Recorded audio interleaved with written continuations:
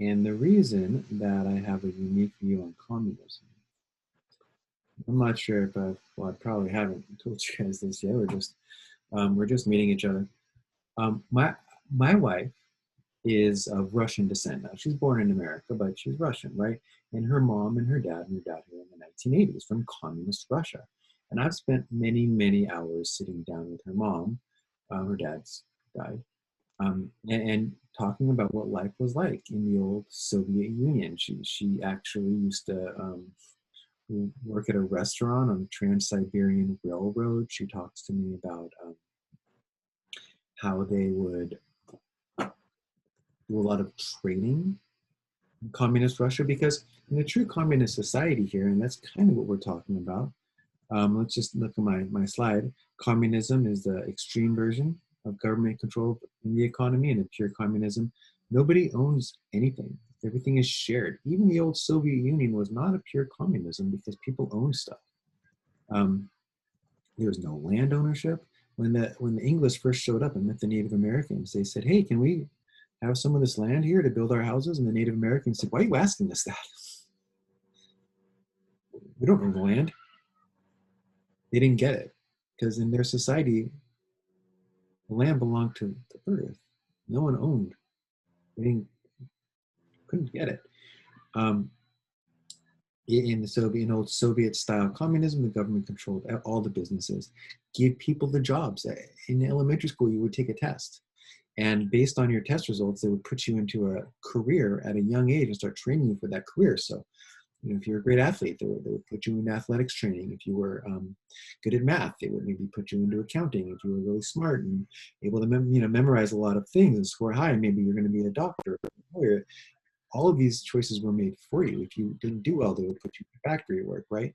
Um, and they didn't really receive money. They would get coupons from the government. And it wasn't like the harder you worked, the more coupons you would get. Everyone got coupons. Everyone got an apartment to live in. They just, here's an apartment. Um, and you would get your bread coupon and your cheese coupon and your meat coupon, and every once in a while you'd get some clothing for your children, maybe a coupon for shoes every few months. Like, all of it was given to you by the government. um, we talk about the best example maybe of a true communism being Native Americans, where everything was shared. The old Soviet Union is really Marxist socialism. It's the communism that we envision when we speak about communism. Everyone got house, food, healthcare, education, clothes, vacation time, um, things like toilet paper. I remember in the 80s when I was a kid, the Soviet Union was falling apart, and I was probably in middle school at this point, late 80s. Um, all of a sudden they would say, "Oh, there are lines in Russia to get, or the Soviet Union, in order to get toilet paper."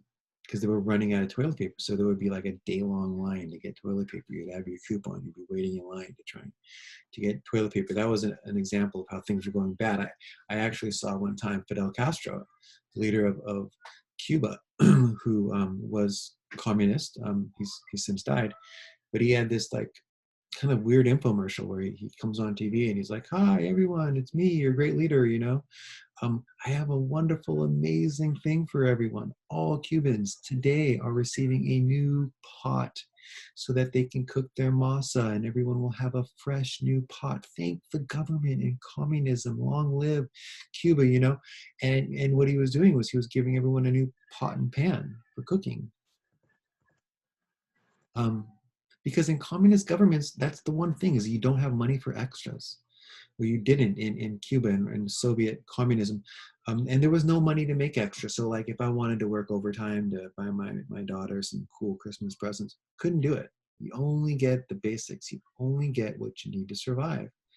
Um, a famous leader in the end of the Soviet Union, if you had a pair of jeans, which were not part of the Soviet